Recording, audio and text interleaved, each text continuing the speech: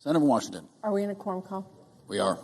I suggest that the quorum call be lifted. Without objection. Mr. President, Democrats have been very clear. We have 5 bills in this package we would be happy to pass today on their own. We are all in agreement on funding for child care, cancer research, air traffic controllers, our troops, and more. But we have also been clear that we cannot and will not move the DHS bill without real progress on accountability. ICE and CBP are out of control, and we cannot approve that bill until common sense reforms are included. That's what the vast majority of American people are demanding, and many Republicans now also say that must happen as well.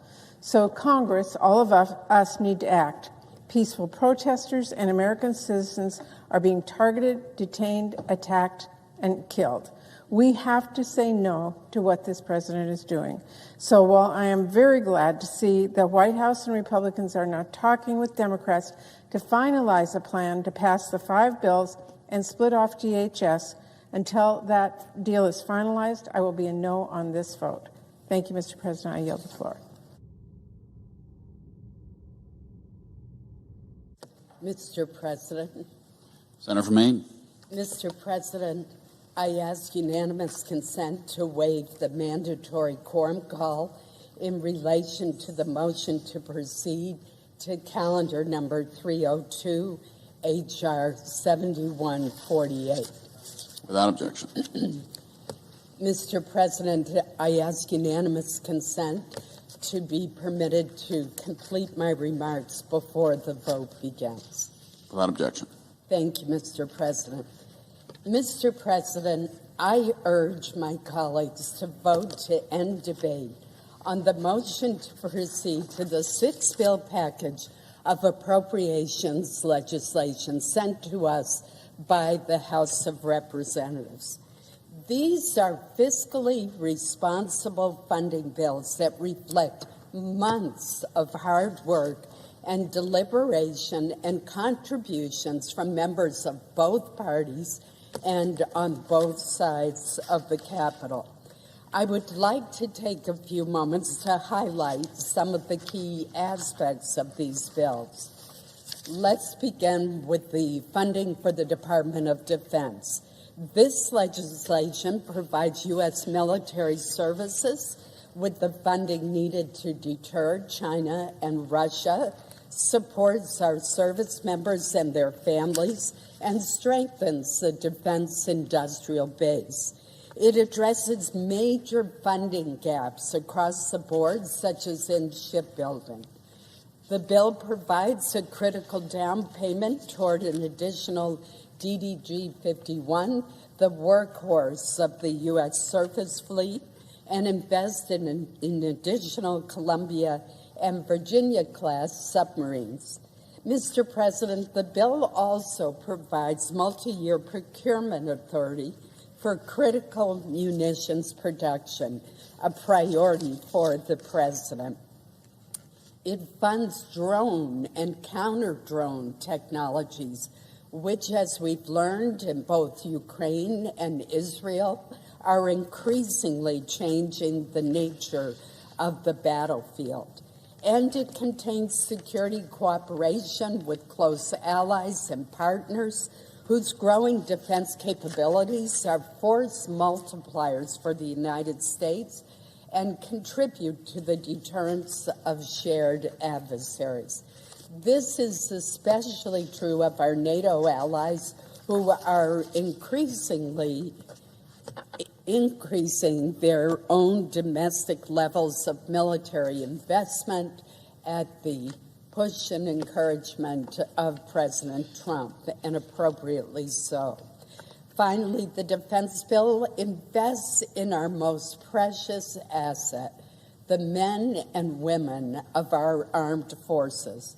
The bill fully funds the 3.8% pay raise for service members and the additional pay raise for our junior enlisted service members, showing our commitment to their readiness, well-being, and mission success.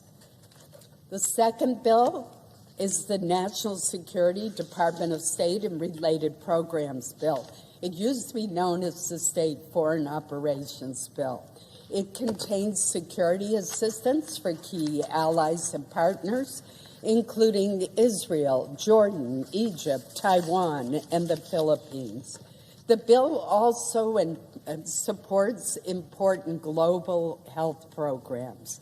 It continues support for the President's Emergency Plan for AIDS Relief, known as PEPFAR, which has saved a remarkable 26 million lives since 2003, including the lives of 8 million babies born to HIV-infected mothers. Mr. President, it's difficult for me to contemplate another global health program, and we have many good ones, that has had more of a positive impact than PEPFAR. In many ways, I think it was President George W. Bush's greatest legacy. Turning to the labor HHS bill, this appropriations would prioritize funding to help make Americans healthier, and it robustly funds life-saving biomedical research. This has been a top priority of mine, and I know of many other members as well, including the subcommittee chair, Shelley Moore Capito, and her ranking member, Tammy Baldwin. Funding for NIH is not decreased as was proposed in the administration's budget. Rather, it is increased by $415 million, including increases of $100 million for Alzheimer's research and $10 million more for diabetes research, with a focus on type 1 diabetes. This bill also makes critical investments in our nation's children and families and invests in America's workforce. It includes funding for child care programs to help low-income working families and for apprenticeship programs to help us reach the goal of 1 million new active apprentices. The bill also includes more funding for low-income heating assistance, which is absolutely crucial for states like Maine and is an issue that I have worked for years on with my Democratic colleague, Jack Reed of Rhode Island. The Transportation, Housing, and Urban Development Bill focuses on our most pressing transportation challenges, including modernizing our nation's outdated air traffic system, and I give Secretary Duffy a great deal of credit for coming up with a workable, much-needed plan in that area. It would also address the air traffic controller shortage and provides a pay raise there as well. The bill invests in critical infrastructure like our roads, bridges, ports, and rail.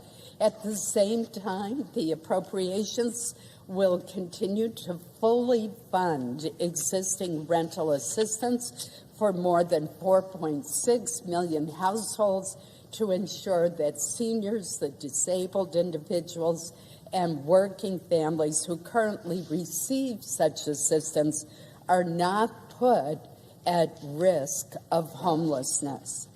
The Financial Services and General Government Bill funds core government functions. It increases funding for taxpayer services at the IRS, reallocates resources to strengthen court security, and helps keep our nation's capital, Washington, D.C., safe for both residents and visitors.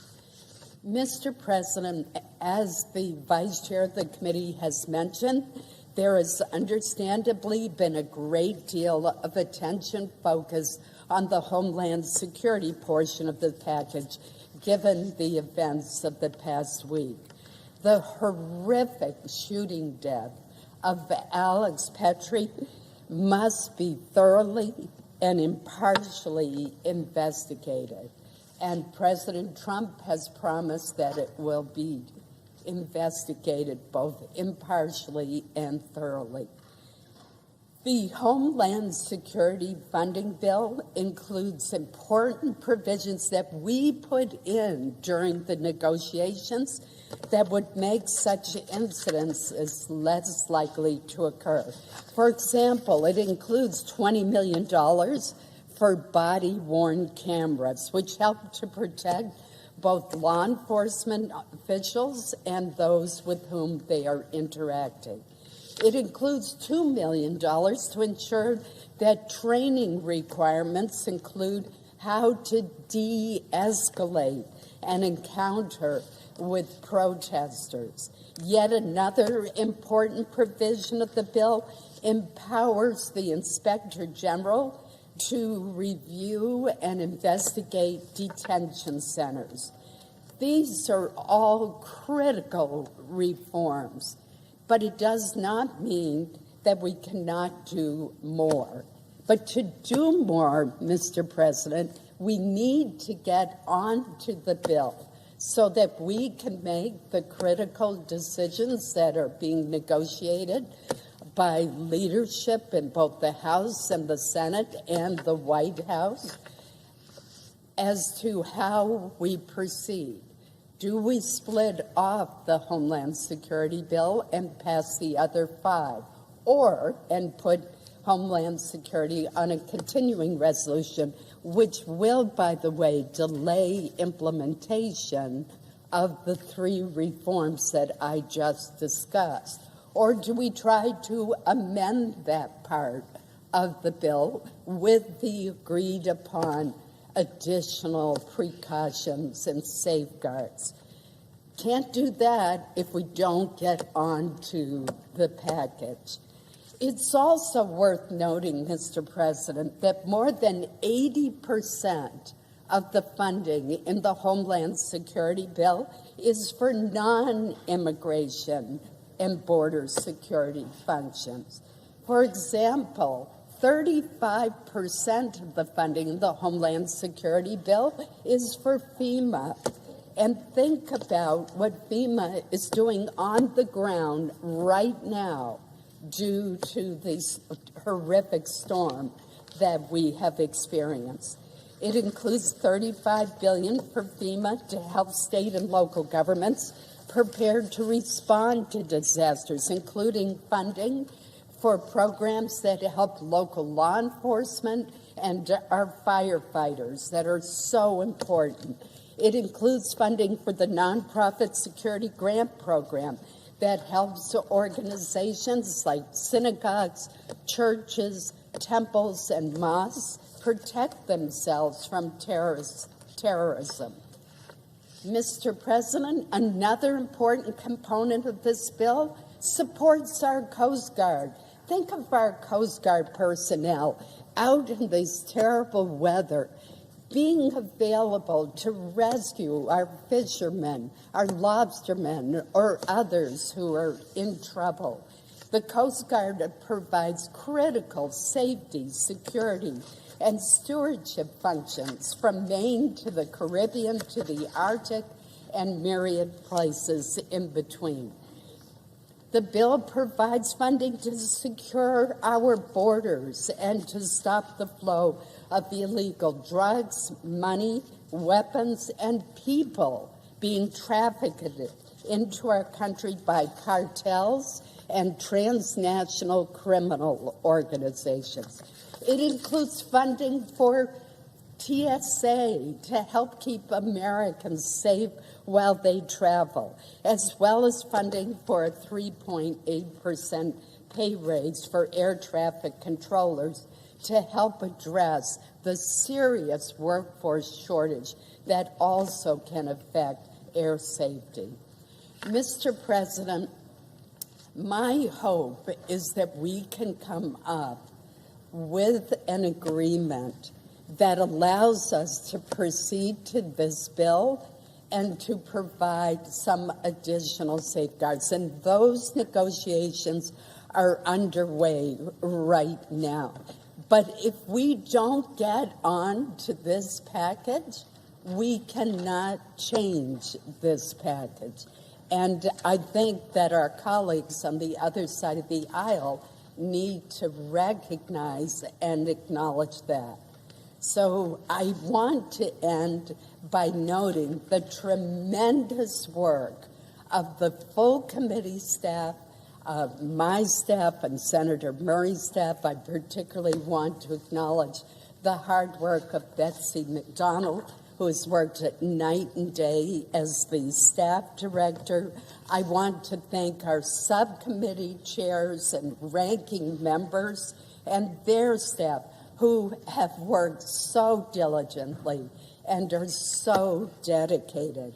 I know the conversations are continuing even as we speak between the administration and Congress on how to complete action on the Homeland Security portion of this package. This morning's vote is about taking the first step, not the final step, to consider the package on the Senate floor. So I urge my colleagues to support cloture on the motion to proceed to this vital appropriations package. Thank you, Mr. President.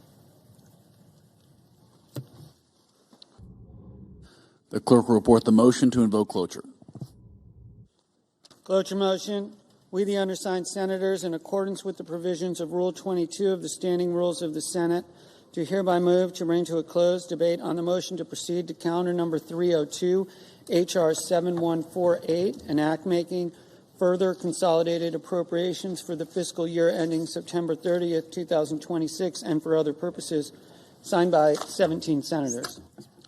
Under the previous order, the mandatory quorum call under Rule 22 has been waived. The question is it the sense of the Senate that debate on the motion to proceed to H.R. 7148, an act making consolidated appropriations for the fiscal year ending September 30th, 2026, and for other purposes shall be brought to a close?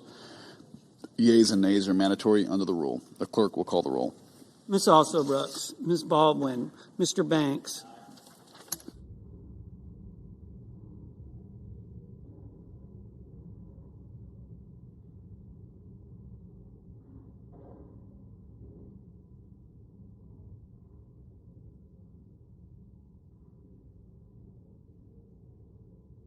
Mr. Barrasso,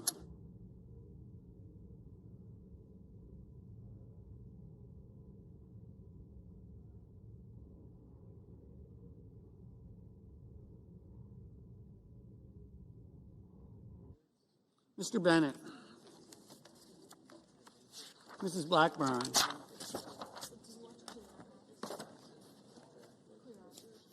Mr. Blumenthal,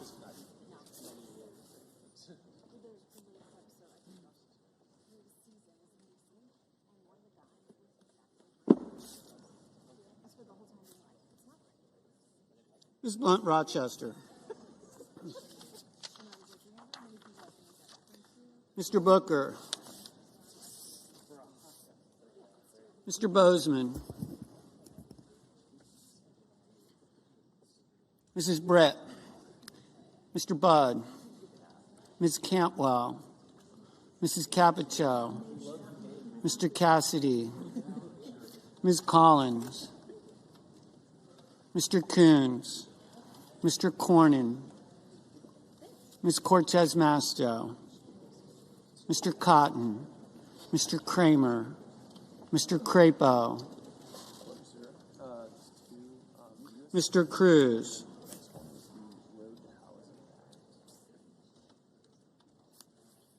Mr. Curtis, Mr. Daines,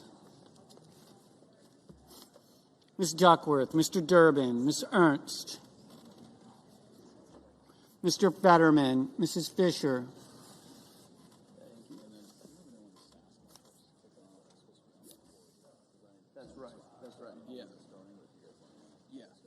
Mr. Gallego, Mrs. Gillibrand, Mr. Graham,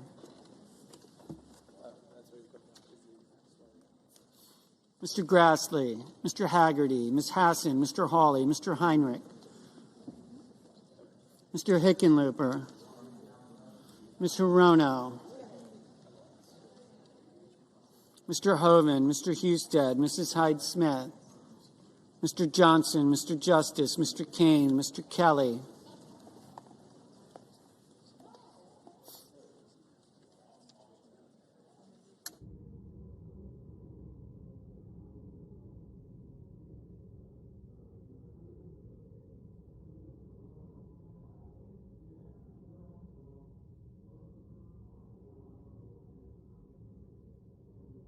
Mr. Kennedy, Mr. Kim, Mr. King, Ms. Klobuchar,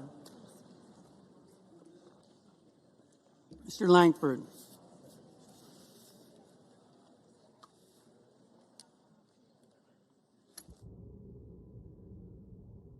Mr. Lee, Mr. Lujan, Ms. Lummis, Mr. Markey, Mr. Marshall, Mr. McConnell, Mr. McCormick, Mr. Merkley,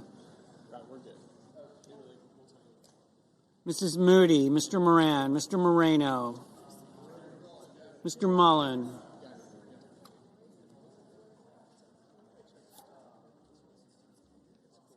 Ms. Murkowski, Mr. Murphy, Mrs. Murray, Mr. Ossoff, Mr. Padilla, Mr. Paul, Mr. Peters, Mr. Reed, Mr. Ricketts, Mr. Risch,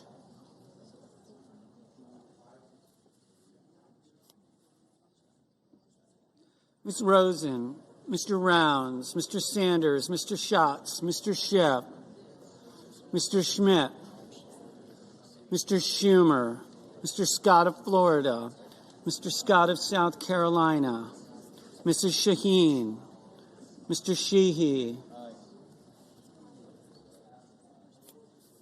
Ms. Slotkin, Ms. Smith, Mr. Sullivan, Mr. Thune, Mr. Tillis, Mr. Tuberville, Mr. Van Hollen, Mr. Warner, Mr. Warnock, Ms. Warren, Mr. Welch, Mr. Whitehouse, Mr. Wicker, Mr. Wyden, Mr. Young,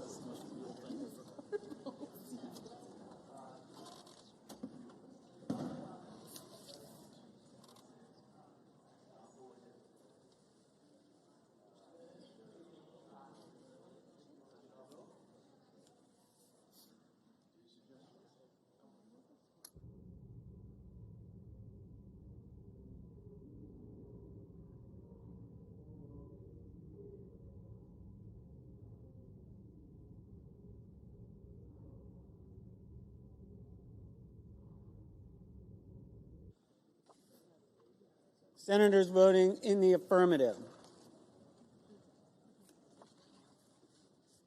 Banks, Capito, Cassidy, Collins, Cornyn, Daines, Grassley, Hyde-Smith, Mullen, Rounds, Sheehy, Wicker. Senators voting in the negative: Cantwell, Gillibrand, Hassan, Hickenlooper, Murray, Padilla, Peters, Reed, Schatz, Smith.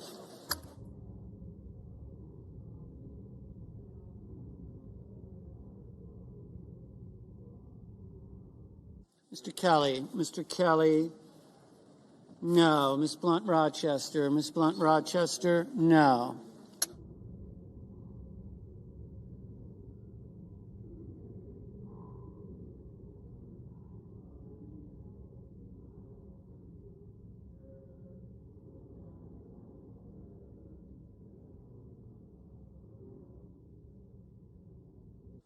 Mr. Thune. Aye.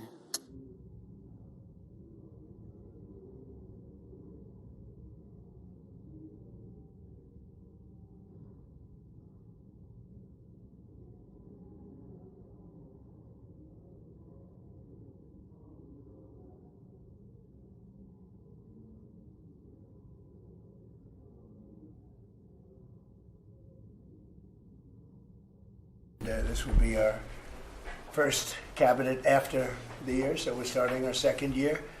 Tremendous progress has been made. I want to thank my entire cabinet for 12 months of unprecedented achievements. We really have. I mean, it's unprecedented, The numbers we've had on the economy and growth, you see them. And that's despite a Democrat shutdown. Without the shutdown, we would have picked up about 1.5 points more than already high numbers, record-setting numbers.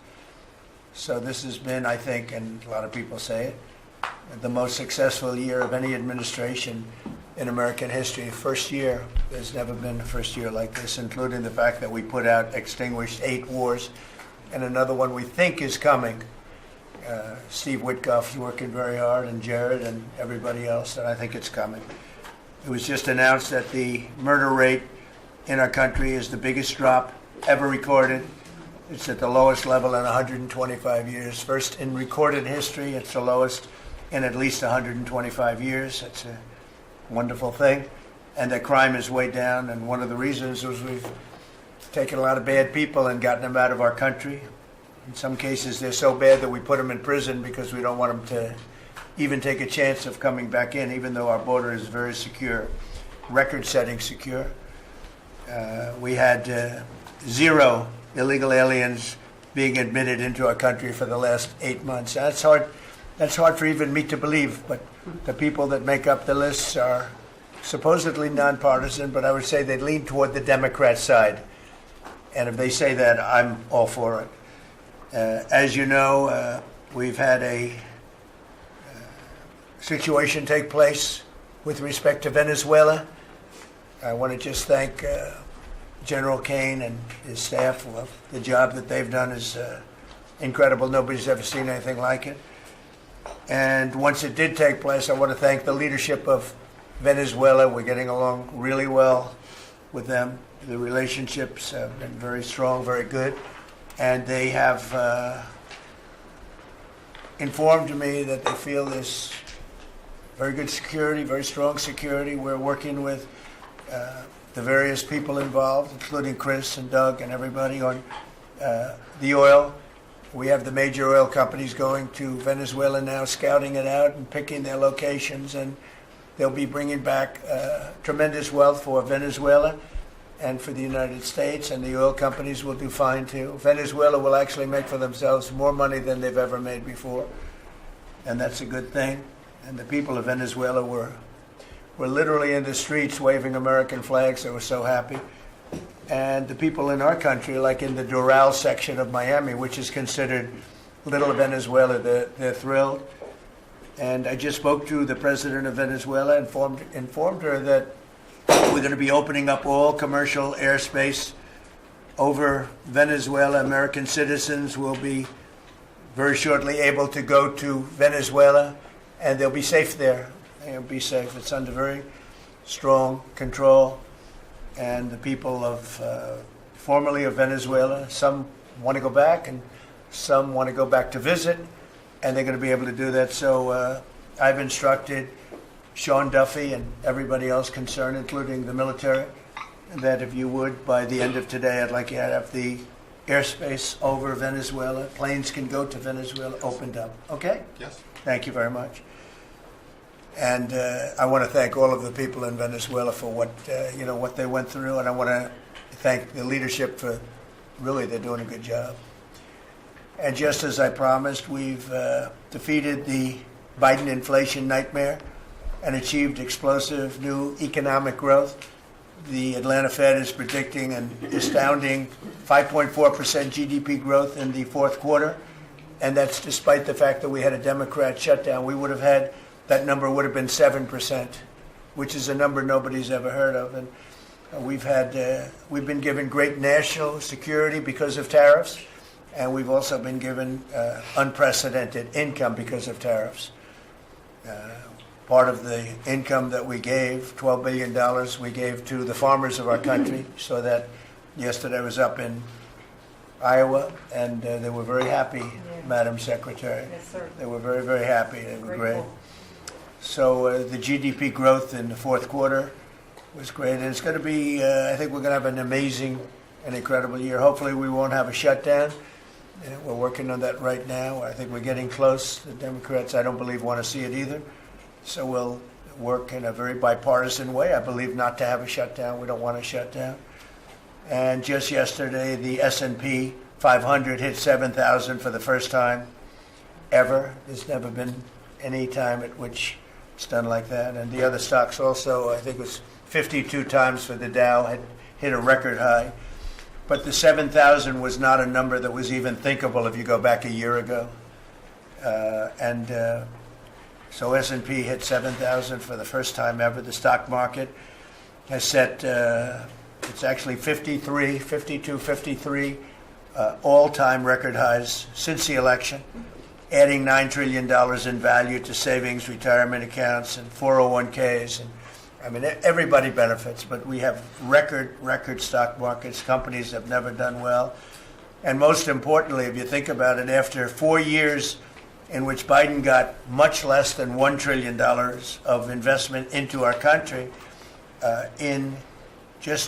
actually it was taken over 11 months, even though we're 12 months. In 11 months, we've taken in more than $18 trillion. So they did less than $1 trillion, Scott, in a period of 4 years, and we've done $18 trillion in less than 1 year. So there's never been anything like that. No other country has done those numbers, by the way, in history. 10 years ago, one country did $3 trillion. No other. We did $18 trillion. Is being invested now. Thousands of businesses, plants, equipment all over the country are being built right now. And they're going to be opening pretty soon. And when they open, you'll see numbers like nobody's ever seen before. The economy is doing amazingly well. I wish the press would report it, but people are finding out. They're seeing it. It's coming. It's becoming pretty evident. It's hard to hide. Biden inflation, which is really stagflation, cost the typical family $34,000. Think of that, $34,000. But after 1 year, growth in real incomes is outpacing inflation by more than $3,000 under Trump. So one cost $34,000 and one made $3,000. That's a big swing. Gasoline has plunged to, think of this, over $4 a gallon, depending on where you are. In California, it's $7, $8 a gallon. I was in Iowa, and they had $1.85, because I had it at $1.99 a gallon. And I was corrected by two farmers that said, I just bought my gasoline for $1.85. So, Chris, you have to be doing something right, you and Doug, right? But I don't want to give you too much confidence. You got to keep it going. We're drilling, I think I can say we're drilling more than at any time ever in the history. We're taking out more energy out of our land, but specifically, if you look at oil and gas, we've never been anywhere even close. Is that a correct statement? That is correct. All-time records. Yeah, great. It's a great job. Well, it's supply and demand, so that's going down rapidly. And, you know, when energy goes down, everything else goes down. They tried to do their thing. It was a disaster. Then they ran back very late to the Trump policy, but they didn't do the Trump policy. They cut leases. They did everything that they could do, but they lost it, and they were very high. And we're now less than $2 in many areas, $2.30 a gallon average. Grocery prices, airfares, hotels, car payments, and rent prices are coming down very fast. And you don't hear the word affordability issued by the Democrats anymore. Now they're going into other things because they're getting beaten badly on affordability. Remember that when I was elected, I came into office, I inherited a total mess, starting with eggs, which were 4 times higher than they were just a year before. And Brooke got them down very quickly before Easter. They said they wanted me to buy plastic eggs for the egg hunt, at the very famous egg hunt at the White House. Sir, would you buy plastic eggs? I would buy a lot, like 100,000 eggs. I said, we're not going to buy plastic eggs. And by the time we had the egg hunt a few months later, we had the prices down pretty good. And now they're really low. Now they're at a very low level. So we really have, you don't hear the word affordability because we inherited very high prices, and we inherited the highest inflation in 48 years. I say the history of our country. I think it sounds almost the same. Actually, I think 48 years sounds actually worse for some reason. So I'll go with the 40 because the press corrected me. I said history, and they said, it's not history, it's 48 years. I said, I'll accept that. And we had the highest inflation in 48 years. We have now as you saw yesterday with the Fed, I'm not a fan of his, he said that inflation essentially is not a factor. It's really been pretty amazing. I just put out a statement about his statements. I won't repeat them here because they're too angry. And thanks to our tax cuts, millions of Americans will soon receive record-setting tax refunds. You're going to get a lot of tax refunds, with the average refund expected to be over $1,000 higher than it has been at any time. So we're going to be getting some pretty good refunds, a lot of people. If congressional Democrats had their way, Americans would right now be facing the largest tax hike ever. You know, their proposal was to raise taxes very substantially. And our proposal, which is in the great, big, beautiful New Deal, it's a New Deal in its own way. It's a Republican version of the New Deal. Right behind you is a nice picture of FDR. This is a much better deal than the FDR deal. But we have the great, big, beautiful bill, and it's given tremendous tax cuts and a lot of other things. People are now finding out how good it is, and it's just kicked in as of January 1st, by the way. So we're really starting to see it. Even though it's a month, we're really starting to see it. The U.S. economy would be cratering if they had won this election. Our country would be in very bad shape. Would be maybe not much of a country anymore. I don't think it would be a country anymore. They were doing everything wrong, but they were going to give you the largest tax hike in history, and we're giving you the largest tax cut in history in the great, big, beautiful bill. In addition, I think it's very good. I think it's very important. You have no tax on overtime, no tax on tips, and no tax on Social Security, but you also have, you're getting this is the first time this ever happened. If you buy a car, you go out and borrow money, you get an interest deduction. You take the interest rate, the interest that you're paying on the loan, you're able to deduct it for income tax purposes. So that's a first ever, and I think it's going to be great for everybody, including the car companies. I was in Detroit 3 weeks ago. I went to the Ford factory, spoke to the General Motors people. It's all the same. They're doing better than they've ever done. The factory I went to was like a World War I, earlier than World War I factory, opened up. One of the oldest buildings, but one of the biggest. And Ford was getting ready to close it a couple of years ago, and then they saw that I was doing well, and it looked like I would have a good chance of winning. And they kept it going, barely going. And last week they announced, during my visit, they announced that they're going to round-the-clock production. They never thought it was. I said, did you ever think? I spoke with Bill Ford and the president of Ford. They were both there, and they said, we can't even believe it. We were going to close this building 2 years ago, and now it's going round the clock. They said, we cannot. I mean, they said, we wish it was twice the size. But they're now building additional plants in the United States, as is everybody else. You have AI building, but the car companies, I love the car companies, and you have them. They're all coming back. They're coming back from Mexico. They're coming back from Canada. They're coming back from Japan. And they're coming back from Germany, all over Europe. They're coming back. They're building here because they want to avoid the tariffs. They don't want to pay the 15%, in some cases 25% tariff. Could be a lot higher than that if it wasn't working. So because of that, they're all coming back. One statistic yesterday that Scott told me is that for the first time ever, tell them about the steel in Japan, that we are now making more steel. Go ahead, please. So yesterday they reported for the first time in 26 years, the United States of America produced more steel than Japan. Wow. And that is entirely driven by your tariffs. Amazing. Think of it.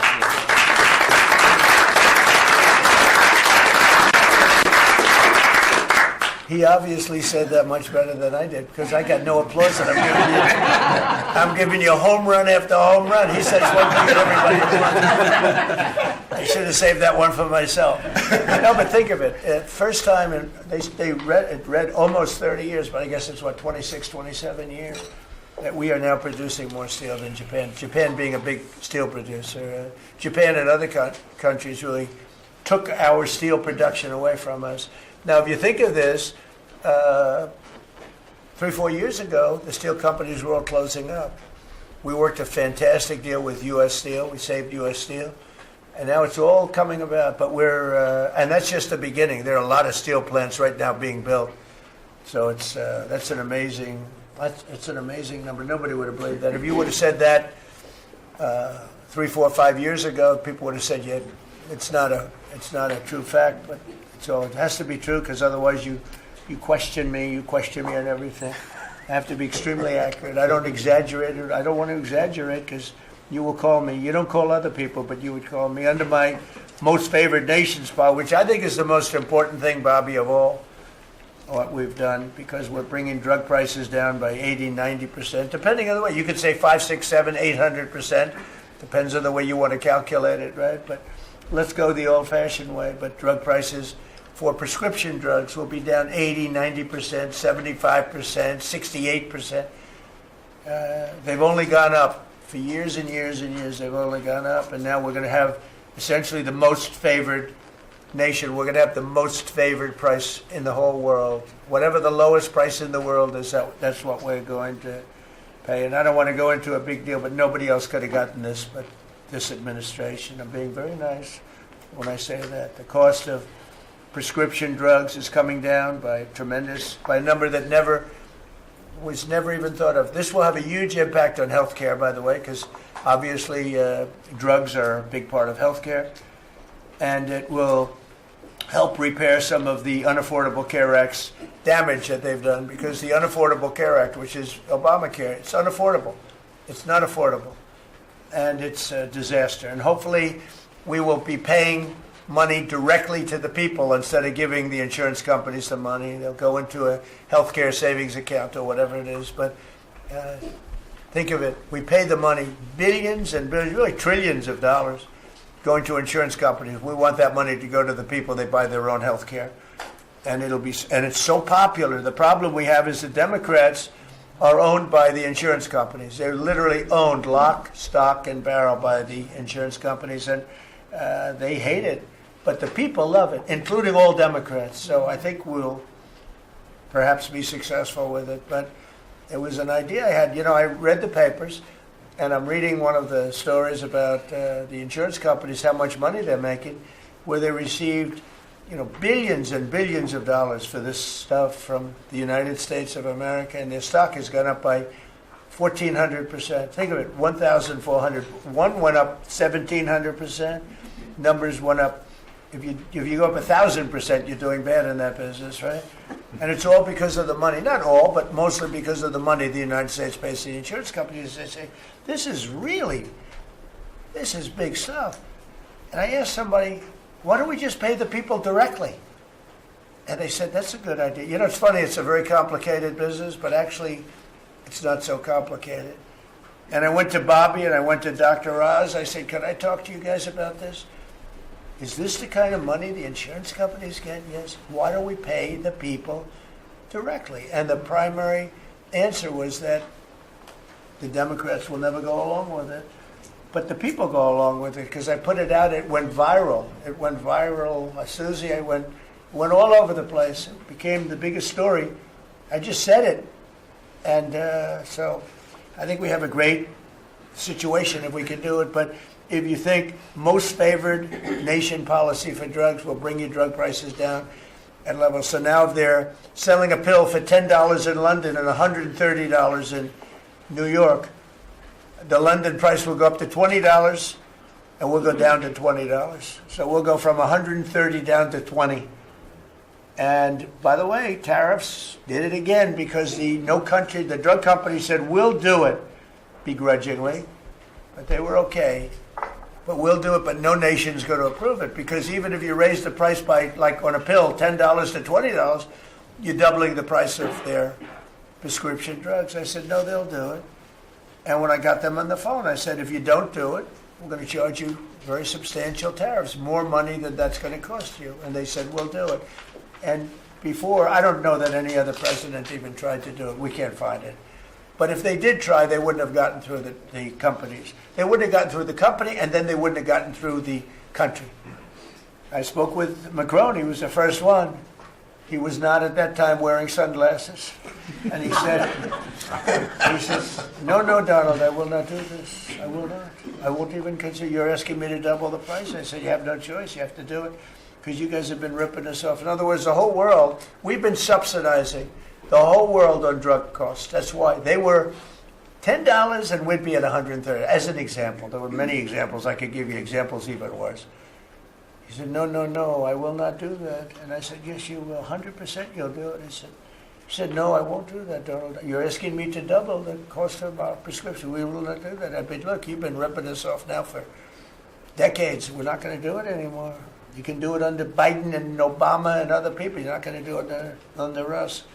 We won't do it. I said, well, if you don't do it, I'm going to charge you a 25% tariff on all of your wine, champagne, and everything else you sell into the United States. He said, like I said, I will do it. And that was the end of the conversation, right? That was the end of the conversation. So now we have favored nations that everybody said would be impossible to get. And I then had the same conversation with 15 other countries. Every one of them agreed.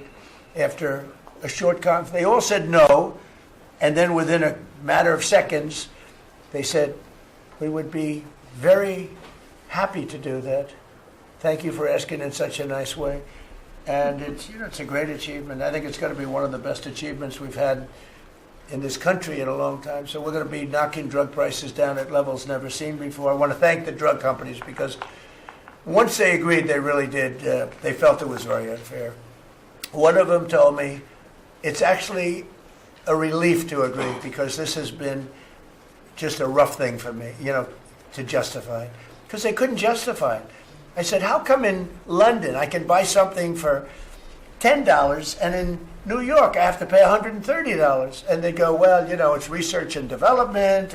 I said, yeah, but you have research and development from them. Made in the same factory, made in everything. This is where my friend, who's very successful, I told you, a seriously overweight person, he takes the fat pill or the fat shot.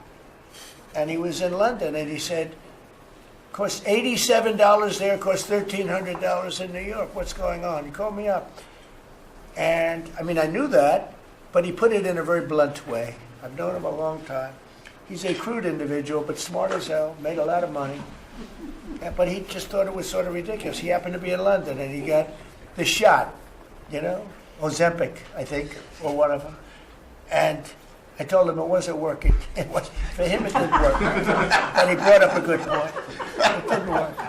I told him, he knows who I'm talking about. He's going crazy. He begs me not to mention. He's not talking about me, ladies and gentlemen. It's not our great vice president. No, but he begs me not to mention his name because he's become very famous without mentioning his name. And he is actually a very well-known business person. But he did make a point. But I knew the point very well. We were always paying far more than any other nation. We were subsidizing the world. Right now, there's no more of that. So we're going to be bringing the drug prices down at numbers never seen before. It's going to have a huge impact, positive impact on healthcare. So with that, we are going to ask a couple of people to say a few words. And we're not going to go through the whole table because the last time we had a press conference, it lasted for 3 hours. And some people said he closed his eyes.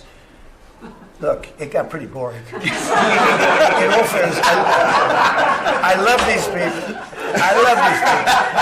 But there's a lot of people. It was a little bit on the boring side. But I didn't sleep. I just closed them because I wanted to get the hell out of here. Some of them, I didn't sleep, by the way. I don't sleep much, let me tell you. But, it's funny. Some of them got me in a blink. When you go like, and they took me as at the closed segment of my cycle. And they said he's sleeping. And besides that, Marco, between these two guys, if I was sleeping, they'd be waking me up very fast. They'd be knocking me. Come on, you got to wake up, boss. But no, we've had great meetings. Look, we're the most transparent presidency by far, and I love going around the room. But we're going to pick a few people.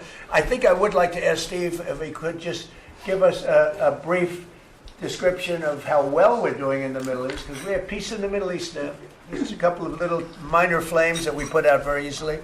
And very importantly, we got our last hostage back, which is incredible. Unfortunately, this was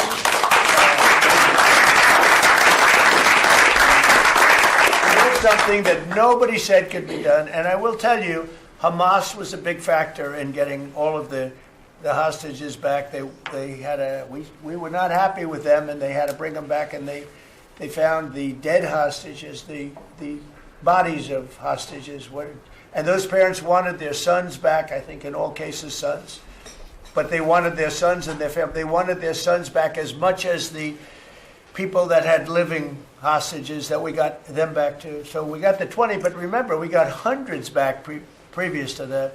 But I always said getting those last 20 back is going to be very tough. And we got them back, and we got all of the bodies back also, which to those parents was just as important as getting back the son that was living. Steve, could you give us a little description, please? Well, your policy of peace through strength, that's what delivered them home.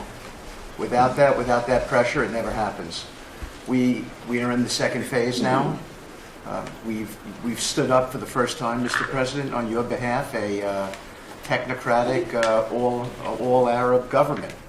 We've got the terrorists out of there, and they're going to demilitarize. They will, because they have no choice. So we expect that.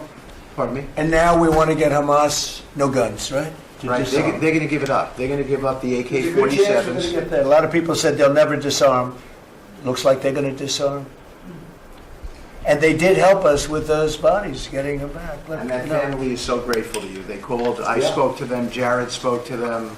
You know, it's an amazing story. He broke his shoulder, but he went out there to because he didn't want his friends to fight alone.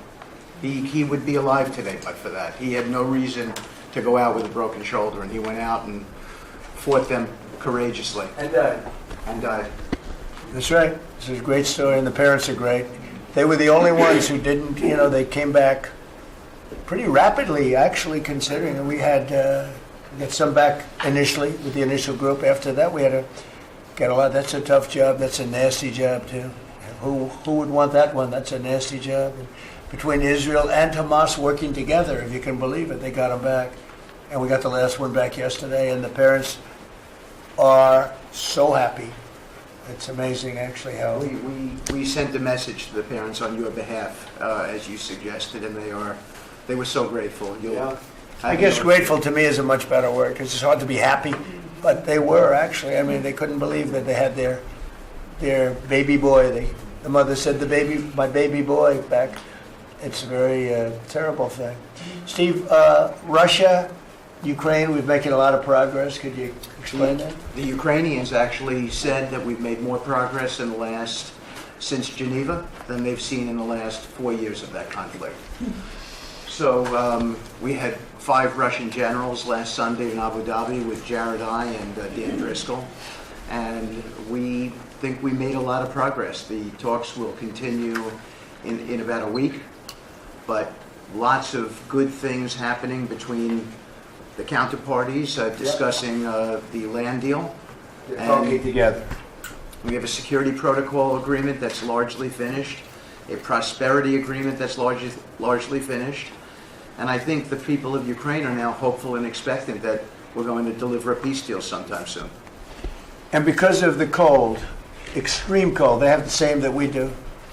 I personally asked President Putin not to fire on Kiev and the cities and towns for a week during this. It's extraordinary. It's not just like cold, it's extraordinary cold, record-setting cold. Over there, too, they're having the same. It's a big pile of bad weather, the worst. But it was, they said they've never experienced cold like that. And I personally asked President Putin not to fire into Kiev and the various towns for a week. And he agreed to do that. And I have to tell you, it was very nice. A lot of people said, don't waste the call, you're not going to get that. And he did it, and we're very happy that they did it. That's correct. Because on top of everything else, that's not what they need, is missiles coming into their towns and cities. So I just thought I should say it. I thought it was a very good thing.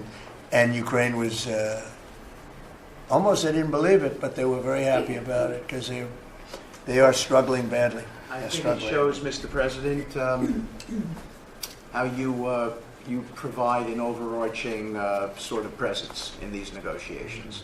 The Ukrainians never thought it could happen. The Russians are doing things maybe that people wouldn't give them the credit for doing, and I think it always comes down to your indomitable spirit. Well, it was a good thing. You know, if you think it's cold over here, they say in Ukraine you can add another 20% to it. It was very cold place anyway, but this was, they see numbers that were so, they've never seen numbers like that, cold numbers like that. So it was, I thought I should mention it. Could I ask Scott Bessent, we have so many things happening, could I ask you to maybe say a few words, please? Yes, sir. So the one big beautiful bill that was passed on July 4th last year, we're starting to see the effects kick in. You mentioned the great economy. One of the things in the one big beautiful bill, Mr. President, it was an honor to host you, and as you said, the best rapper in the world, Nicki Minaj, at yesterday's Trump Accounts Summit. We've now had 1 million people sign up for Trump accounts just this week. We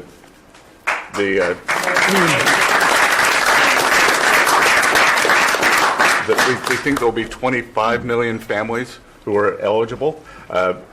The segment that you and she did has 1 billion hits. 1 billion hits on the internet. So we're telling everyone, go fill out form 4547, trumpaccount.gov. So thanks to you, the Trump accounts, the next generation's America will benefit from today's record-breaking economy, record-breaking markets. Sir, when we came in, the Biden administration had destroyed the American people with the 3 I's: immigration, inflation, and interest rates. Immigration, check, you close the border. The inflation, as we've heard, back down to target. Prices are coming down. And interest rates, we hope there's more on the way. We've got gains in wages, low prices, and I think 2026 is going to be the year for the Trump boom. It's going to be a supply side boom. I enjoyed the trip out to Iowa. In the diner, the staff there was thanking you for the no tax on tips, and they're expecting big refunds. From that, we saw the CEO of John Deere, who said, thanks to your tariffs, new plants in Indiana and North Carolina coming. 2 massive plants being built by John Deere. And he's the chairman and CEO, wonderful guy. And I said he was at the event we had in Iowa, which is appropriate, John Deere, Iowa. But I said to him, so what are you doing? He said, we just announced 2 massive plants. In fact, they're going to have 1 plant for excavators. And he said, there hasn't been an excavator built in this country in 50 years or something. He said they're taking it out of Japan and they're moving it into the United States. They're 2 very big plants. And I said, so why are you doing it? He said, because of you and because of tariffs. I said, if we didn't have tariffs, would you be doing it? He said, absolutely not. So it's very important, and I hope we're going to be successful with the Supreme Court case, because we're waiting, and we're taking in hundreds of billions of dollars, and we don't want to give it back, number one. And number two, and you know, the people that are fighting us on that case, by the way, are China-centric. These are people that are for China, but they're also outside of the United States. These are countries that have ripped us off for years and years, charging us tariffs. And now we're doing an amazing job, and we're getting it back. We're getting it all back and then some. And they're the ones that are leading that lawsuit that we have in front of the United States Supreme Court. So it's a very important lawsuit for our country, and hopefully it's going to work out. We're waiting a long time, but hopefully it's going to work out. We've taken in hundreds of billions, even trillions of dollars, and certainly we've taken in trillions of dollars of, you know, a big part of that $18 trillion that's coming in is because of tariffs. They're coming in, they're building because they don't want to pay the tariff, and the tariffs are very, you know, steep. They could be much steeper. You probably saw I put out a truth today, and the tariffs could be much steeper. We've been actually very nice about it. But even being nice about it, we've taken in hundreds of billions of dollars, and honestly, they've given us tremendous national security. The power that we have because of that, they have given us tremendous strength and national security. Go ahead, Stephen. Yes, sir. And the IEPA power you used on the tariffs, as you said, we're bringing in tens of trillions of investments. The tens of trillions of investments turns into factories construction, which turns into factory jobs, which turns into consumer spending. You've right-sized the government, so government employment is down. Private sector is up. Growth was a stunning 4.7%, 4.8% in the past 2 quarters. biggest back-to-back gains in a decade, and we are doing that with government finances improving. So that will bring down the borrowing costs, the calendar year budget for 2024, 7% deficit to GDP, highest when we weren't at war, not in a recession, all the way down to 5.4% and getting better.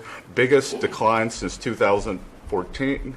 Generational gains in productivity, soaring productivity. We're going to lift workers' pay, record high prices, record high profits, and stock prices are soaring. You got a manufacturing renaissance, and all the key inflation metrics are trending lower. Over the past 3 months, the consumer price index is just 2.1, and core prices are even lower at 1.6, and I think that that could trend below 1, given energy, as you talked about, the pharmaceutical discounts, and rents. So we're expecting a great year in 2026, Mr. President.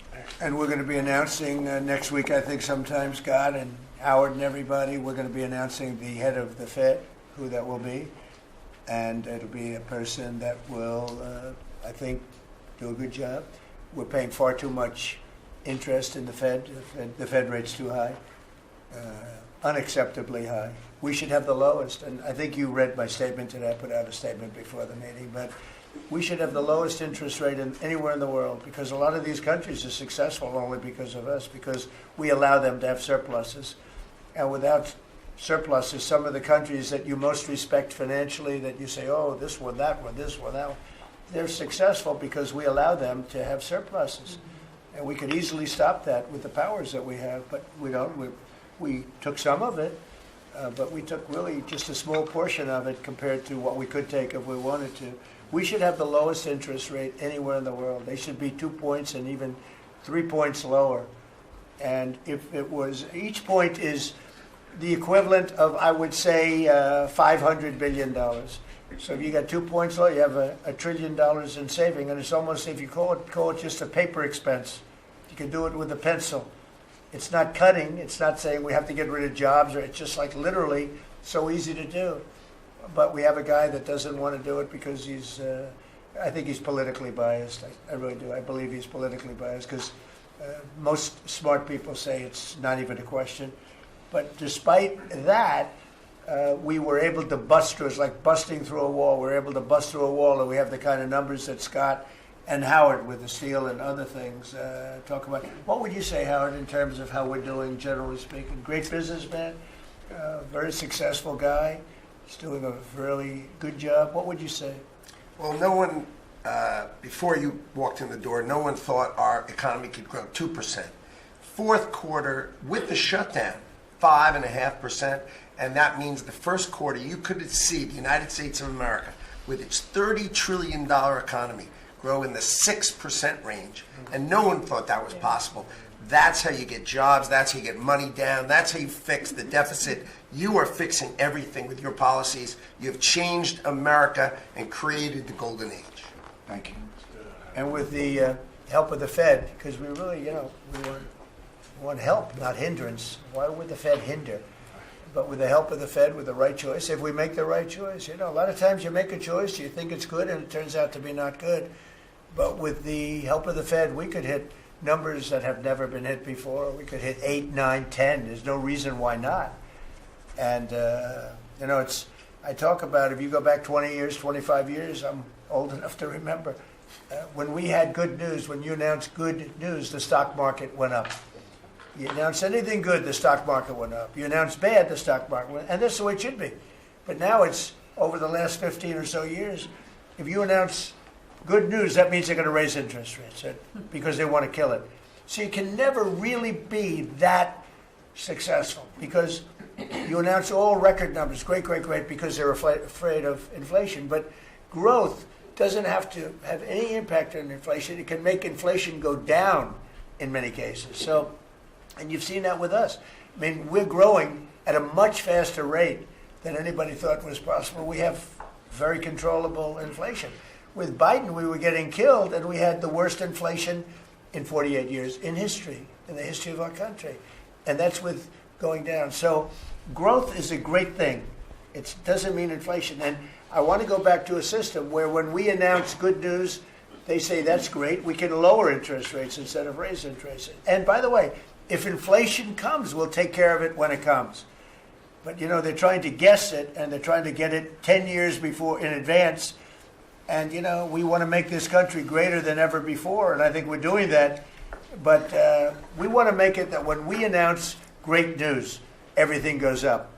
If we announce bad news, that happens too. We bring it down, and we control, and we do what we have to do.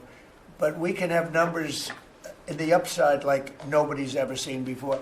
I want to ask Bobby to say a few words, if he would, about some of the incredible things that we've been doing in your department with Oz and everybody else. Mr. President, we're in the process of implementing your great healthcare bill, which is going to increase affordability, drive down costs, and increase the quality of healthcare for every American. You mentioned MFN, Most Favored Nation. We now have agreements with 16 of the 17 drug companies. And you asked us to do something. You know, Clinton had promised to do this, Biden had promised to do this, Obama, Bush had all promised to do it. None of them succeeded. It was regarded as impossible, and you made it 10 times harder. As you said, not only do I want MFN, but I want them to all reshore their production to this country. And they don't have any money to do it because we've taken it all from them. And I want to make sure we continue to lead the world in innovation. We succeeded in all of those goals. And the proof that we did that is after we signed those agreements, the stock prices for those companies went up $1.3 trillion. Amazing. And they are reshoring. Eli Lilly is building 6 new plants, including an API plant. So the next time that we have a pandemic in this country, we're not going to be stuck buying API from China, who cuts us off. We're going to be able to make it right here. Novo Nordisk is building 4 new plants, and we are going to be releasing Trump RX so that every American can get the lowest prices in the developed world. In some cases, they're going to be lower than the lowest prices in the developed world. And that's going to be happening sometime probably in the next 10 days. So we're doing rural health care. We sent out $10 billion last week. The states have that money. They're going to be giving it to rural hospitals sometimes in the next 2 weeks. And we're going to revolutionize rural health care in this country. You are raising the influx of federal dollars to rural health care by 30% over the next 5 years. So 30% every year, more dollars, federal dollars, are going to be flowing to them. It's going to allow them to rebuild their decaying infrastructure, to retain providers, and also to revolutionize the use of AI and other technologies, which is going to dramatically lower the prices for rural Americans and raise the quality of their health care. Brooke and I released the dietary guidelines, which have been received incredible acclamation from both sides of the aisle. We are going to change the food culture in this country. Brooke gives away $405 million a day to buy food for Americans. And the WIC program, the Head Start program, SNAP, school lunches, the VA, and the military, they're now going to be getting real food for the first time. And Brooke came up with the ingenious idea of requiring every store in this country that accepts food stamps to double the amount of real food that they're selling. And this is going to drive changes in the market, and it's going to lower the cost of meats, of proteins, of whole grains, of fruits and vegetables, so that every American will have in their reach an affordable meal that actually is real food. 70% of American kids now are, 70% of the diet of American kids is now ultra-processed foods. That's why we're spending $5 trillion in treating chronic disease in this country every year. We are attacking fraud. We have Oz finding hundreds of billions of dollars of Medicaid, Medicare fraud in states like Minnesota and California, and we are clawing back that money. We also accomplished something that every American has promised, which is prior authorization. Now we have 80% of the insurance industry that has agreed to eliminate prior authorization in almost all of their procedures. So that every admits this is going to dramatically change the experience of every American with healthcare system. When you go to your doctor at your point of care, before you leave that office, you will know whether the insurance company is going to pay for the procedure or not. And that is going to, as I said, change the experience. We're also doing price transparency, which you asked during your first term. It never got implemented because the Biden administration never enforced it. We brought more enforcement actions against hospitals than in this 1 year, and the Biden administration brought in 4 years, and we're doing a crackdown so that every American, when you go to a restaurant, you look at the prices before you buy the meal. You ought to be able to do that when you go to a hospital, and by the time that we leave office, every American is going to have that guarantee. We're doing a lot of other stuff, but we were told to keep it short. So. And the autism, that's moving along, really, is that? We've commissioned now dozens of studies, maybe over 100, and we are going to get those done for you. Good. That's so important. Also, Eli Lilly, Merck, Pfizer, every drug company, they're spending trillions of dollars right now, as we speak, building plants in the United States because they want to be able to save a lot of money on tariffs. It'll be hundreds of percent, 100%, 200%, 300% in 2 or 3 years from now. So I said, you better have your plant built because in 2 years from now, before I leave office, it'll be a sad day. Very sad day for me. But before I leave, every one of these plants better be built because you're going to be paying 300% tariffs. And they're all building their little hearts out. I spoke with the head of Eli Lilly, who's a fantastic guy, a star, actually. He's a star, very smart. And he told me he's building 6 plants in the United States, big ones, in locations that I know very well, but all over the country. Merck is building, and Pfizer's building, and every one of them's building, and foreign companies are building.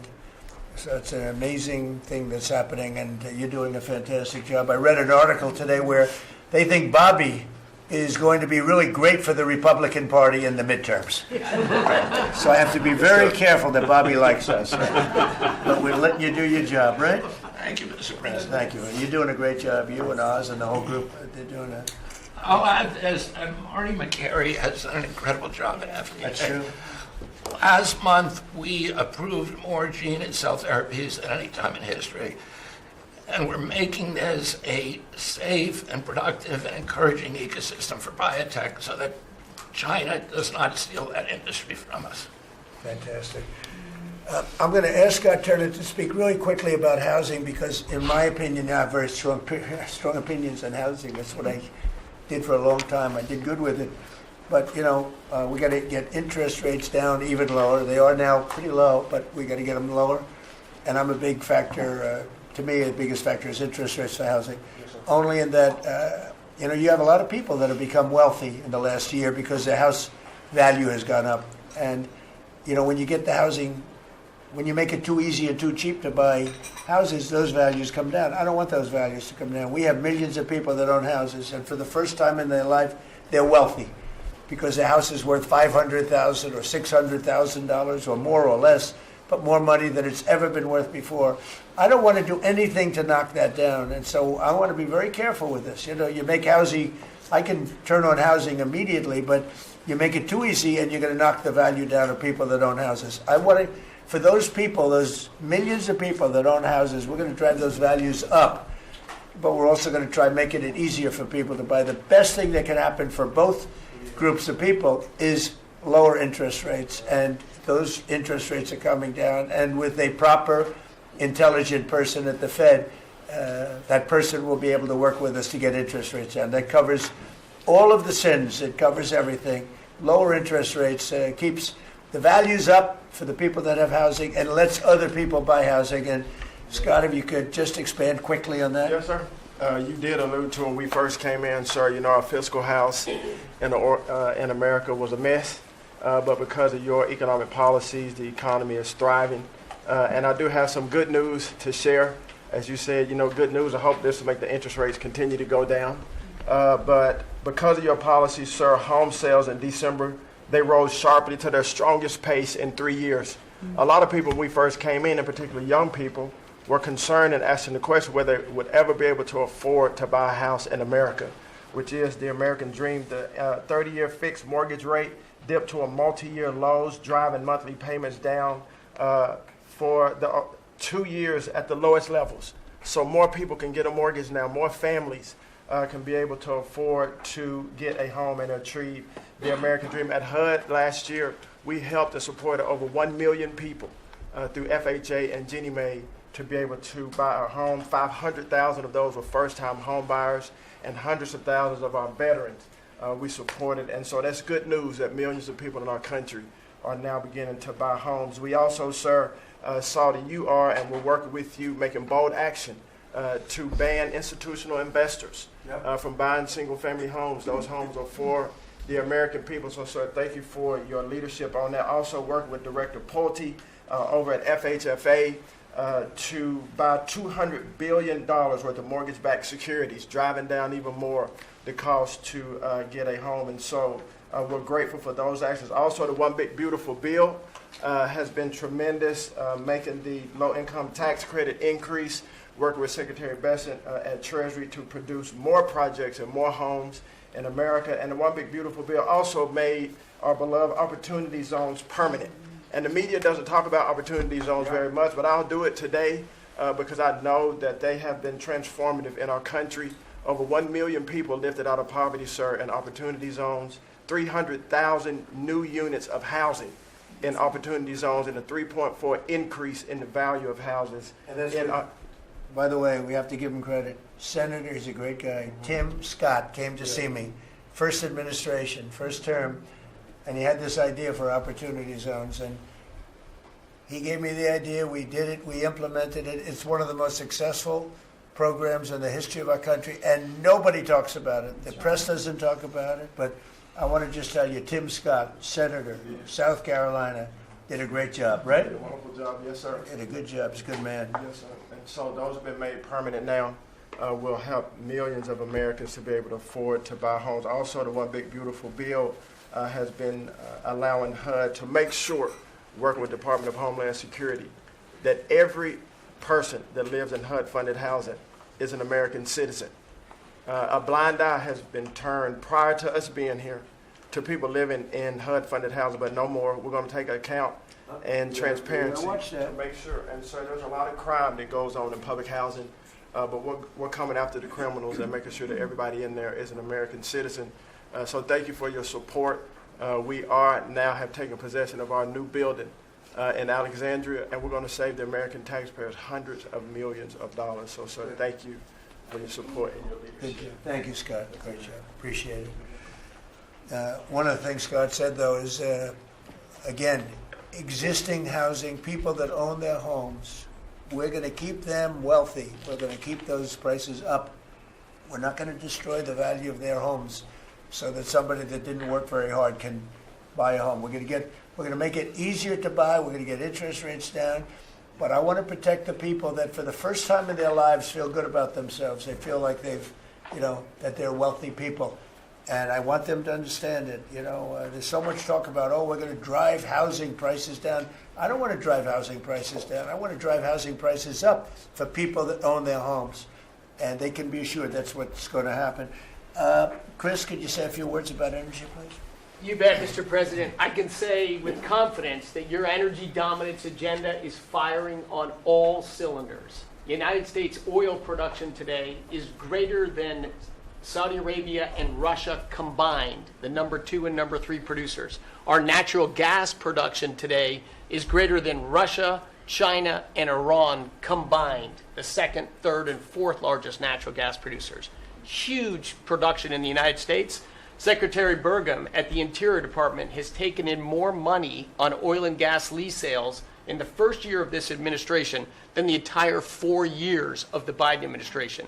And beyond oil and gas, 6 new coal leases under this first year of this administration from the Interior Department, and coal production is growing again in the United States after years of decline.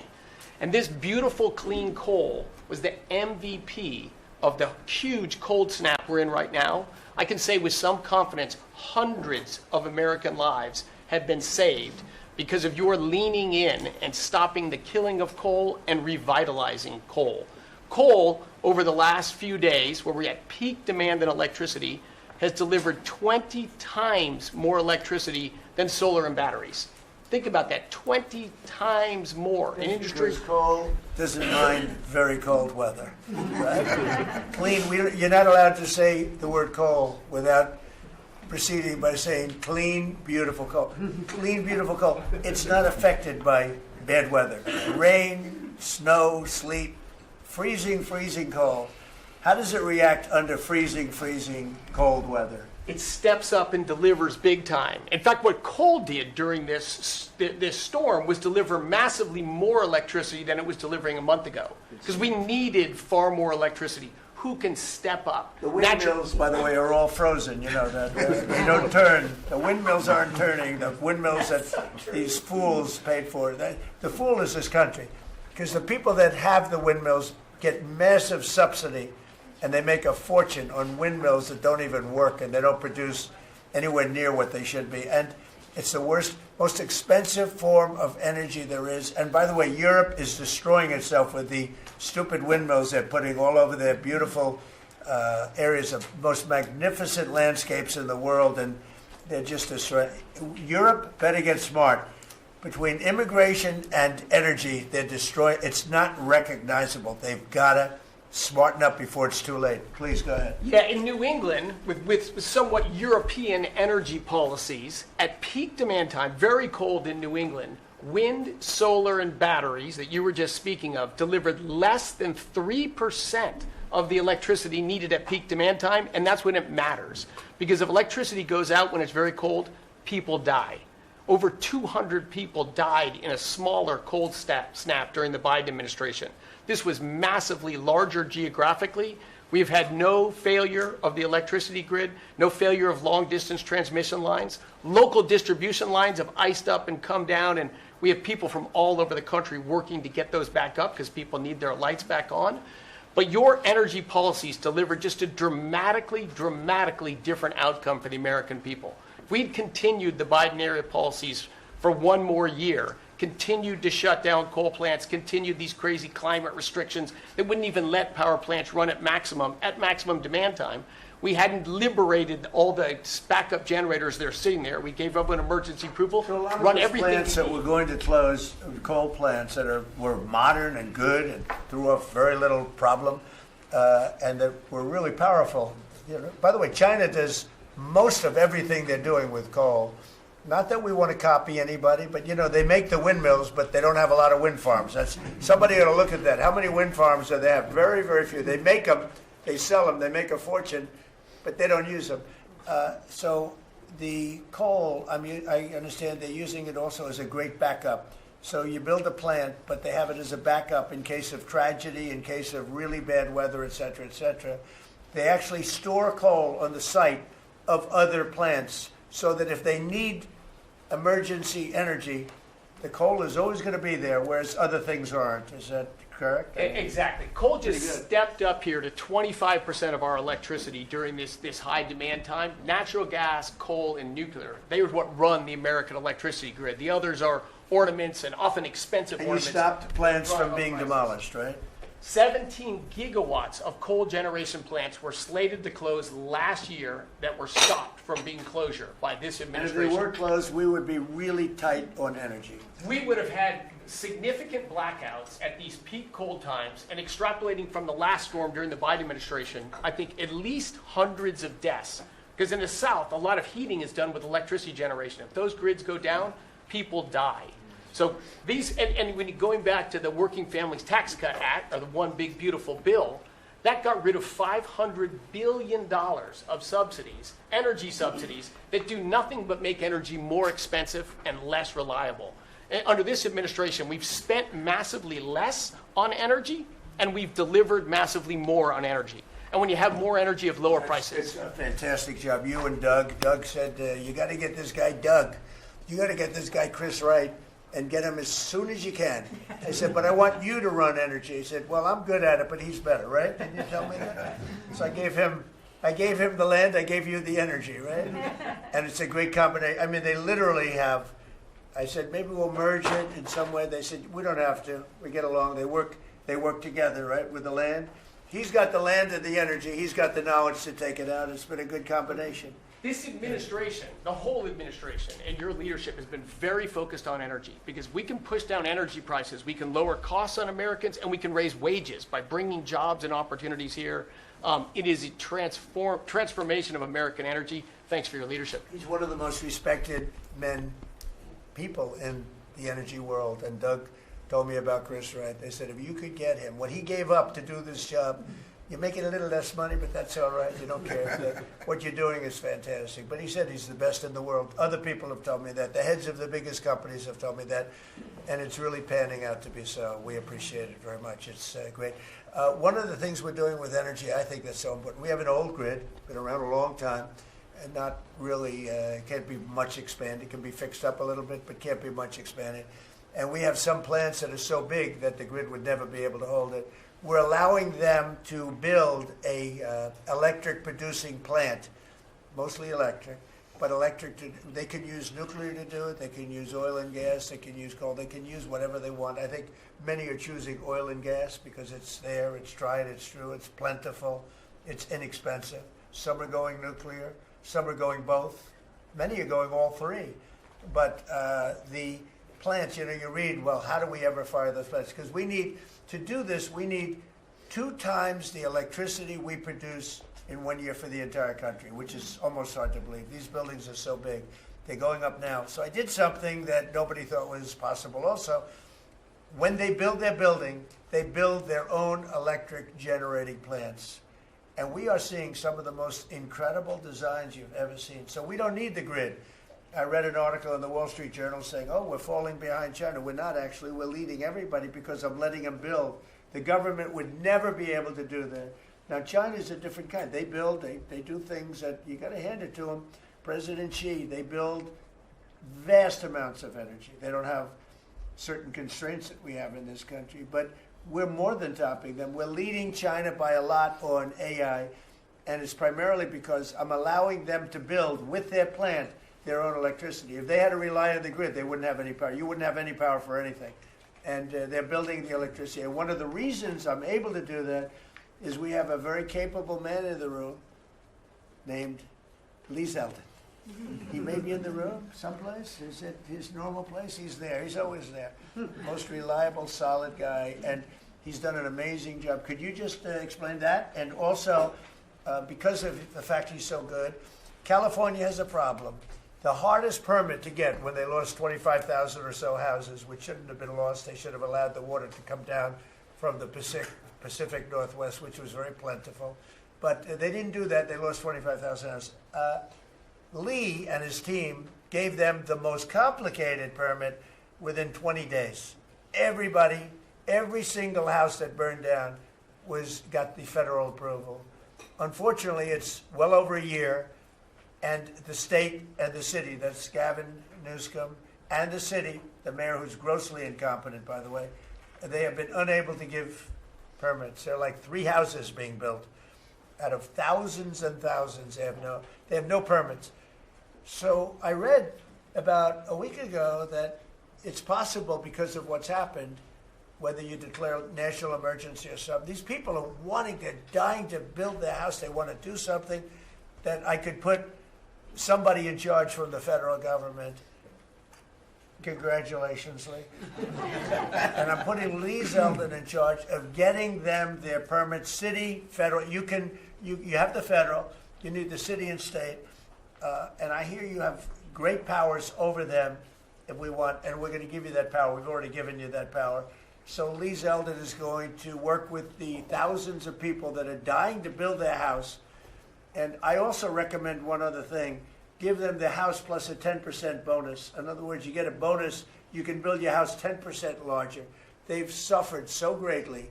They've waited so long, and they should be given a bonus. So I think, and I've heard this has been done before, they get a 10% bonus. They can build a house that's a little bit larger than what they had before. And I'd like to have you take it over. Mr. President, your great Secretary of State was looking for another job. So. I was thinking about him, but he's pretty well booked. I want you to get it. He did a great job yesterday, but he's a little booked up. Let's go, Lee. Talk. No more ideas like that, Lee. When President Trump came into office, he immediately signed an executive order giving EPA 30 days to complete our Phase 1 hazardous material removal, so that the Army Corps can come in and complete their Phase 2 debris removal. So at first the response was that was going to be impossible. Good luck trying to get it done maybe by the summer. But we figured it out because operating at Trump speed, the president was just sworn in. We had to get it done, and we got it done in less than 30 days. The Army Corps then came in and completed the debris removal. So the federal government, while the governor has tried to accuse this president of not focusing with a laser on putting all of the weight of the federal government into getting this done. It happened from the moment he was sworn into office. SBA came in. I think it was about half of the disaster loan money, billions of dollars from last year went towards these residents and businesses. So the full weight of this government. But right after I was sworn in, which was actually a year ago today, my first trip was to East Palestine because the vice president never forgets his home state. The second trip was going to Los Angeles. There were people with contractors all over Palisades and Eaton ready to rebuild right then and there. You're talking about a year ago. And now the frustration, the passion that we all hear from all of these Los Angeles residents. And President Trump, he's made it clear to us that he's heard enough. And the message should be heard loud and clear to that local leadership. They should be motivated listening to this right now. And when this cabinet meeting is over, if it hasn't been done already, is that they need to go into the office where these permits are just laying around, flip over tables if you have to, fire people if you have to, and get all of these approvals done so that people can rebuild their lives. It's been a year, and this president has had enough. So whatever you can do, that's going to be very important. And it's so sad, those people, we were there a few days after the fire, you were there with me, we were walking down the streets. The people are devastated. The love that they had for that property was, everybody was going to rebuild, and they thought they could do it immediately. They should have. We gave it to them so quickly, but they can't get their permits. They still can't build, and they're losing spirit too. I mean, a lot of people are losing spirit. And the other thing I'd like to talk to you about and other people about that happen to be sitting around the table. They want to build a low-income housing project right in the middle of everything in Palisades. And I'm not going to allow it to happen, okay? I mean, maybe it's politically correct, maybe it's not. I'm not going to let these people destroy the value of their houses. I built a lot of low-income housing. I made a lot of money building low-income housing. I know more about it than anybody. We're not going to allow this guy to build a low-income housing project on top of everything else in the middle of that mess that was created by the fact that they didn't allow water to come down from the Pacific Northwest, okay? And I'd like you to have that stopped, and stopped immediately. No financing. That might be you, Scott, because they'll come to you for financing. It's never going to be approved. You would never, but Scott thought it was a horrible thing. So there's going to be no financing for low-income housing. Let the people build their houses, and as fast as you can, help them, help the mayor and help the governor get their permitting done, okay? Yes, sir.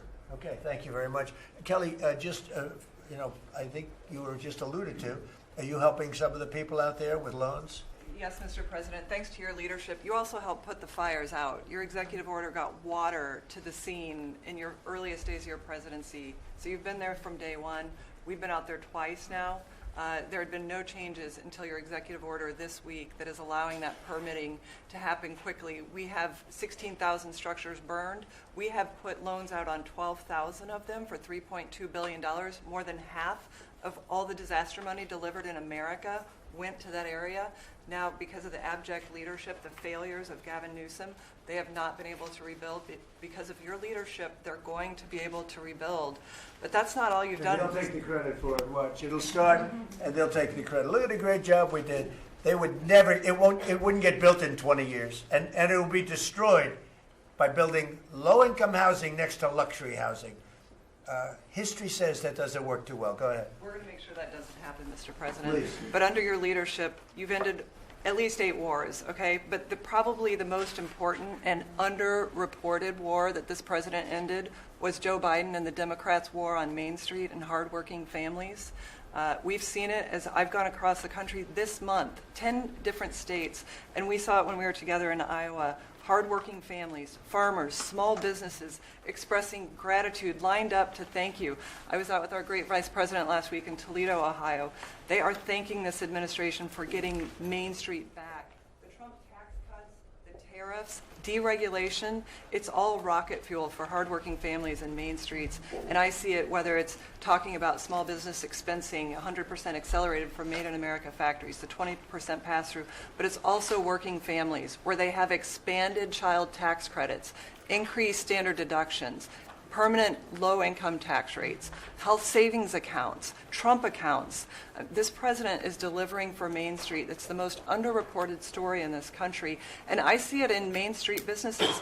All-time small business confidence hit a record under this president last year after the Trump tax cuts. All-time small business formation now at 36 million small businesses and a record $100 billion out from SBA because a record number of people want to invest in this country and hire. And whether I've talked to manufacturers about tariffs, they know that this president is bringing manufacturing back, just like Prince Manufacturing in Macon, Georgia. 500 employees machining parts for our defense, our agriculture, our automotive, our aerospace industry. They're going to hire 500 more people this year because of tariffs, because of the Trump tax cuts, and because of SBA lending.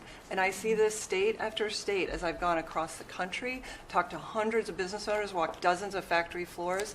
This is not being covered, but it's going on in America. The number one problem is they need skilled workers. And this is something I'm working on with Secretary Chavez-Reimer. I'm working across the administration to ensure that we empower our small businesses. 98% of our manufacturers meet the small business definition. So Ford has 5,000 small manufacturing suppliers. The $18 trillion you brought in is creating an economic boom like none we've ever seen before. We are going to have 7% GDP growth. GDP now is probably underestimating where it is in 4Q, but with interest rates going down, with regulation going down, these are all taxes on small businesses, and those are going away. And thanks to President Trump, your leadership, we are seeing Main Street boom. Hardworking families have $1,000 already in their pockets, and when they get their $1,000 refund tax, I hope they all remember that every Democrat voted against them getting their tax refunds, because this is what our administration is doing, is powering your incredible economic agenda forward on Main Street. Thank you very much. Great job. I do want to say that on my left, I have a man who's doing a fantastic job, and on my right also, by the way. But we're spending a tremendous amount of time and effort on building our military. We largely rebuilt the military during my first term, fortunately, and we're greatly enhancing it now. We're going to be doing something new. We're bringing back the battleship, and I thought, like you remember the battleships from the great Iowa and Alabama, Missouri, those unbelievable scenes that you see, Victory at Sea.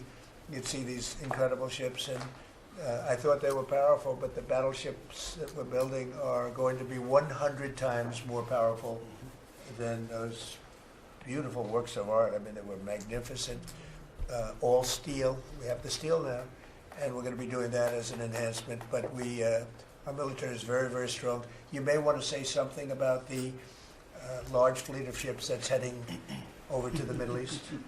Well, Mr. President, you had to, like so many other cabinet members have referenced, rebuild the perception of America. And at the Department of War, that meant reestablishing deterrence. What happened in Afghanistan, what happened in Ukraine, a war that never would have occurred, what happened on October 7th in Israel, never would have happened under President Trump. So as a result, we're having to rebuild how our enemies perceive us. And when President Trump said, we're not getting Iran, you won't have a nuclear bomb, he meant it. And we sent those B-2s halfway around the world, and they never noticed. When he said, we're not going to tolerate trafficking drugs anymore in our hemisphere, we treat them like the Al-Qaeda of the Western Hemisphere, he meant it, and we're executing that. When you said, Mr. President, we're securing the border, the military was proud to do their part alongside Homeland Security to do that. Same thing with Iran right now. ensuring that they have all the options to make a deal. They should not pursue nuclear capabilities. We will be prepared to deliver whatever this president expects of the War Department, just like we did this month. No other military in the world could have executed the most sophisticated, powerful raid, not just in American history, I would say in world history. What those men did going downtown, another country, the most secure place in the most secure base in the middle of the night without anybody knowing until those simultaneous bombs dropped 3 minutes before the helicopters dropped. No other country could coordinate that. No other president would have been willing to empower those warriors that way to be that effective. And that sends a message to every capital around the world that when President Trump speaks, he means business, and we are reestablishing deterrence at the War Department, Mr. President. Thank you. Great job you're doing. Just to finish up on that, the Somalian pirates over the years have pirated, stolen many ships. They would get large amounts of money for the ship. You know, you have $1 billion ship, and the insurance companies didn't want to fight because, you know, some of those ships are very flammable. They're carrying millions of barrels of oil. Very flammable, very dangerous situation if they're shot at. So they wouldn't fight. We notified them a number of months ago. Anybody that does that gets the same treatment as a drug dealer sending their drugs in from Venezuela or anybody else. As you know, it's 97% down by water. So the drugs coming in by sea or by water is down 97%. Now we're also starting. That was the more difficult route. Now we're starting to do that by land also. It will be, you'll see that happen as they come in and kill our people with drugs. I think the real number is 300,000 people a year, not 100, but whatever it is, it's a lot of people, hundreds of thousands of people. They're going to get hit. But also we added to the list the Somalian pirates that go out on a boat, similar type boat, actually not quite as fast, not quite as nice as you can imagine, but they get the same missile that we give to the people that are bringing drugs. And so far, we haven't seen anybody going out.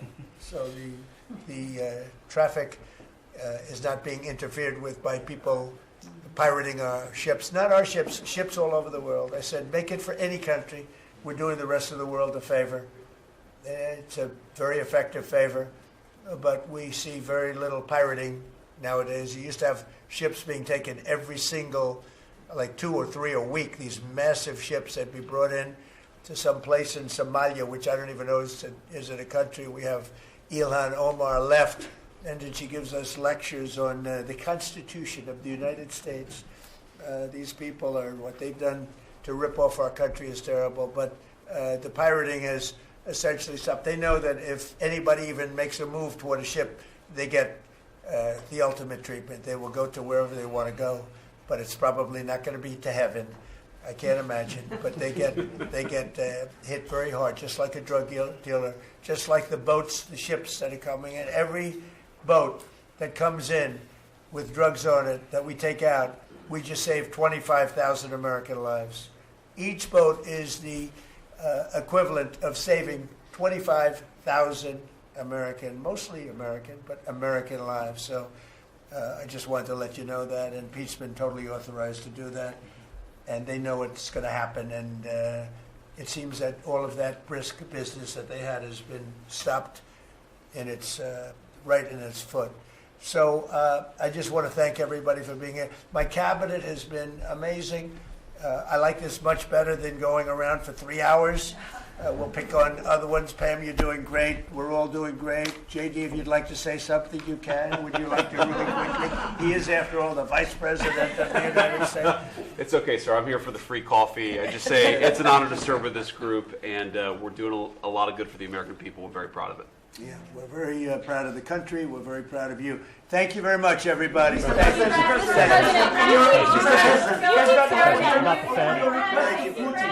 Mr. President, why not take questions? Stop the Fed, Mr. President. Thank you. Why not take questions? Thank you. Let's go. Start moving. Thank you, press. Keep moving. Thank you. Go, guys. Thank you, press.